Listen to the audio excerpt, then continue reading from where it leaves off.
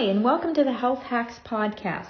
I'm Dr. Jenny, and today I am going to be talking about New Year's resolutions. We're calling this episode, Don't Make Another New Year's Resolution Until You Listen to This. So, every year, something like 40% of the American population makes a New Year's resolution. Now, that number goes up if you're married and have children. It's closer to 60% for those of us in that category. Now, the older you get, the less inclined you are to make a resolution. So once you hit your 50s, the number goes down. And that just leads me to believe that people get disenfranchised. They get frustrated with, hey, I made a New Year's resolution and I never stick to them. They don't work. I'm frustrated, so I'm not going to do it again. And what are some of the common things that people make New Year's resolutions about? Well, losing weight, exercising more, saving money, yada, yada, yada. You know what's on that list. In fact, you've probably made your own list. And chances are you are in that category where you're like, I know that this time of year, the end of one year and the beginning of another year, lends itself really nicely to self-evaluation and taking stock of, did I get where I want to go? Do I want things to be different next year? You want to ride that wave, but you also don't want to just have it come and go again. And you say, well, I didn't lose weight this year. Or in fact, I gained 5 pounds, or I don't have more energy than I did. I'm not exercising more. I haven't saved more money, whatever it is. And I wanted to just take a few minutes and share with you something that we think is a better way to do this. So most of the resolutions that I mentioned above, things like losing weight or exercising more or whatever you're looking at, they're not SMART goals. And that means that they're not specific, measurable, achievable, realistic, and time-based. So they're just really vague. And I feel like a vague goal like that is more like a wish list or a dream than it is a goal. When you set goals, you know where you are, where you want to go, and then you start reverse engineering the process that is going to get you there. So here's a few steps that I just want to share with you. There's 4 of them. The first one is to take inventory.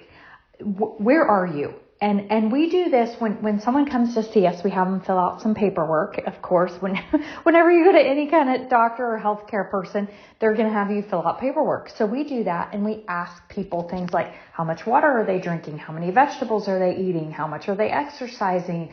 What do they do to manage their stress? Things like that, so that we can figure out what you're doing and what are you doing well. I feel like that's something that is missed a lot in this process. Is there's got to be something that you're really doing well. And so you, instead of just coming in and saying, I have to change everything about the way I'm behaving and doing this, we need to see what's working, because we want to build on success.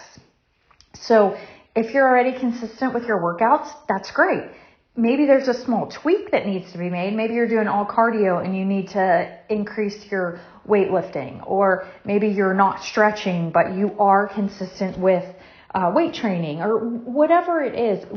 Maybe it's a small tweak, but we don't need to reinvent the wheel. We need to say, hey, that's great. You're mapping out 4 days a week to give it 30 minutes. And that's a great success on your part, that you've mapped out the time, you're being consistent with it. Let's see if we can do anything to make it a little more effective. So things like that. Is your water intake good? Check mark. You get a good smiley face for that. So you want to celebrate what is working and what you're doing well. And then you want to make a list of things that you think didn't go so well. And then number 2 is you take those things that aren't going so well and you ask yourself what happened. Why did those things not work? Sometimes or we know, if we're talking to you, exactly what you need to do to change. If you come in and you tell me like, hey, I'm eating, 4 bagels a day or something like that. Well, that's not really, something that is surprising to any of us that needs to change. Sometimes we know exactly what needs to change, but the hard part is when you don't know what to change. So with your health, that can be especially true. So you might not understand why you're feeling off. Maybe the things that you did 10 years ago to lose weight and give you more energy, they're just not working the way they used to. And that is very true. We see a lot of women in this perimenopausal space, this 40, 55 age range. And I know it's certainly my body. I'm a 50-year-old. It's not the same body that it was when it was 30. So the things I did when I was 30 are not going to get me the same results. I have to be different now. And I might like that. I might not like that. In most cases, I don't like that. But it's true. It doesn't make it not true. So there's just knowing what's behind that. Why are you feeling off? So if that's the case, then we need to start gathering data. And in the functional health world, that is going to look like a comprehensive set of lab tests. And I'm not talking about the 15 things that you get every year at a physical that your doctor does. There's certainly a bunch of gold in those labs, but it's so much more than that. It's those plus 3 times as many markers to really ask the question of what is your body doing and are you as healthy as you can be? That is a very different question than to say, oh, is your cholesterol under 200 or do you have any glaring signs of diabetes? Like most doctors, when they run your labs, they're just looking for like an obvious something that's out of range. When we look at it from a functional health standpoint, we're looking at it like, where are the opportunities for you to become healthier? What are some of the early warning signs that, hey, maybe this is going in the wrong direction? So those are the things that we look at. We have a really cool functional report. It has all these color codes. It makes it easy for you to understand and see where you are. It explains a lot, and we take a lot of time when we meet with somebody to do that, because here's the thing. If you don't know what the problem is, it's harder to solve it. So it makes it really important. There's a saying in our industry of test, don't guess. Because if we just guess that, hey, this is going wrong and that's going wrong, what if we're wrong? What if you're missing magnesium and we tell you that, stress is causing your high blood pressure, but it's really just like magnesium is a muscle relaxer and it really relaxes the small vessels too. So what if it's not stress? What if it's as simple as magnesium is you're a little bit low on that? So just a food for thought on that. And then step 3 is to build your plan around the data that you've collected. So once you know what's driving these issues, then you start to take small calculated steps and measure these changes with realistic time-based goals. So an example of this would be, say your labs are indicating that your blood sugar is an issue. And we nerd out on blood sugar because it is behind so many problems. It's behind stubborn weight loss. It's behind brain fog and energy crashes and so much. And I believe, and I think Tara would agree with me on this, about 80% of the U.S. has an opportunity to improve their blood sugar handling. That's a lot of people. And so that's going to be an issue for most of the people that we work with. And most of them are not going to have any idea that is what's going on, because all their doctor's looking at is, are you diabetic right now? Well, no, you're not. But in 10 years, you are very well on your way to that. And we want to intervene because it's a whole lot better to intervene now and change what you're doing. So then if that's one of your issues, then we're going to look at wearing a continuous glucose monitor. That's one of our very favorite things to do with people because it's data.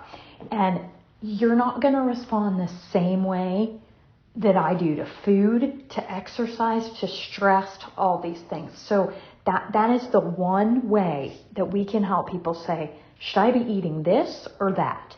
Because, your head is probably spinning with all of the different diet plans out there, right? There's like the vegan diet on one hand, and then there's the carnivore diet where they couldn't be more different. And you've got two seemingly healthy people meeting their goals going, I did the vegan diet and it was great.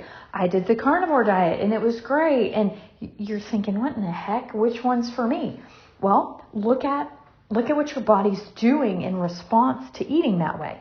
So you strap on a continuous glucose monitor, you change some things about your diet, you monitor what you're doing. So you have to remember what you're doing, like write it down and track it just for a little bit. So you can say, okay, when I ate like this, wow, my blood sugar, the swings started to stabilize. And I was no longer riding that roller coaster from 150 at the high end to 72 at the low end. And just my energy crashes. That's what was happening before. Okay, so I changed what I'm doing, and now, it's a little more stable. I'm able to keep my blood sugar within a tighter range between, say, 85 and 115. Well, that's progress. So you'll know that way of eating suits you. Or you try something and you go, oh wow, that's making it worse. My swings are worse. A lot of times too with blood sugar, we find that it's not all food driven. It's stress induced and situational and too much exercise. Maybe you get up and you hit the exercise really hard and you haven't had anything to eat. That works for some people, but it backfires on other people, especially women when their hormones are fluctuating and changing. Their body's already stressed out, and then they get up and they don't eat and they go to work out, and the body's like, wow, this is just too much for me. So we use that data and we go, here, let's try to have something with a little bit of protein before you work out. Now look at that. Your workout was better. You feel better doing it. You're able to do more, and your blood sugar is staying more level. So you feel better, you're more effective at what you're doing. So those are the kind of things that when we say build your plan around the data you collected, we need a way to collect data starting with labs and then using some really cool tools to help you and back and forth with you, giving you support, saying, okay, we've seen this before, let's try this. We've looked at a lot of these glucose monitors, probably somewhere in the 1,000. When we talk about like different situations. So that can be really helpful to have somebody go, okay, let's try this. And then the fourth and final thing to do is continue to reevaluate and improve. So as you make changes, you need to realize that health is not a destination, or is not a destination, but a journey. So you're never going to arrive, quote unquote, or get there. What you're going to do is you're going to keep getting better. And sometimes you fall off the wagon and you take a setback, and we all know what that looks like, right? And chances are, if you're listening to that, that's, at the end of the year, a lot of people are like, well, that just did, I need to reevaluate. I need to hit the ground running, in January or whatever. And what you need to realize is that that's just life. You're never going to get there and be perfect. And I know that sounds overwhelming, but it's true. But it's true in everything in life. You don't make a one-time budget and expect your finances to magically fall in order for the rest of your life. Or if you run a 5K, you get in really good shape and you run this great 5K, and then you stop running and sit on the couch. Well, are you going to stay in shape? No, you're not. So you need to realize that you're always going one way with your health. You're either getting better or you're getting worse. And if you're not thinking about it and intentionally getting better, chances are you're going the wrong way. So I know that sounds overwhelming, but it is true. And I think you deserve to have a reasonable expectation. But these fad diets that promise you they promise you the moon, right? You're going to go on a keto diet or whatever, carnivore diet, or you're going to get a GLP injection or whatever you're doing with those weight loss drugs, and you're going to lose 50 pounds. Well, it might be easy for it to come off, but if you're not making the changes in your life, it's just going to show up again, and that's terrible for you to ride that yo-yo dieting roller coaster. It's really hard on your body. So it's much better to make small incremental changes that are actually building your health. Because some of those decisions too, like the weight loss drugs, they have some side effects that we've done some episodes on those. So if you want to look those up, go ahead and just do your own homework. I think you'll find that they will work, but there's a big cost to them. So and lifestyle modification really does work. We see it all the time. Sometimes you need a little more information than you have. You don't want to shoot in the dark. You want to base what you're doing, because if you're going to make changes that are going to bring a big impact, you better have the right data so you know what changes you should be making, because these changes are hard to make. So why would you want to make the wrong ones? You want to make the right ones. So that's why we use the technology and to gather the information, and we do all the labs that we do. So let's make 2025 the best year ever.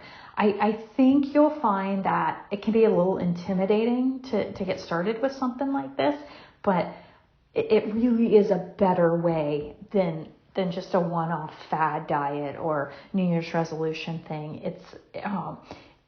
It starts to become second nature. That's what we see in our own lives and with our patients. Is it's a lot easier to steer a moving ship. So you got to just jump in, get it going in the right direction, and then once you're going down a healthy path, it's a lot easier to stay on target than it is to kind of get yourself motivated to get on it in the first place.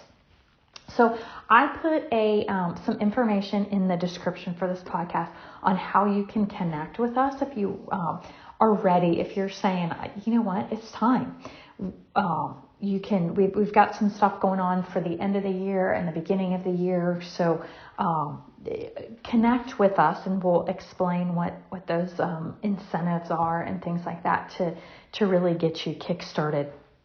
But we would love to talk to you. The way we work with things is we always talk to somebody first, whether it's a phone call or you want to come in the office and visit with us. We want to hear your goals, and then we want to help you come up with a plan that works. We don't want you to be surprised by anything we're going to ask you to do or how we do it or anything like that. So this is just a let's get to know each other kind of thing. We call it a discovery call, and I'll put a link to that in the description. So thanks for listening, and I hope you have an incredible holiday season, and that 2025 is the best year ever for all of us.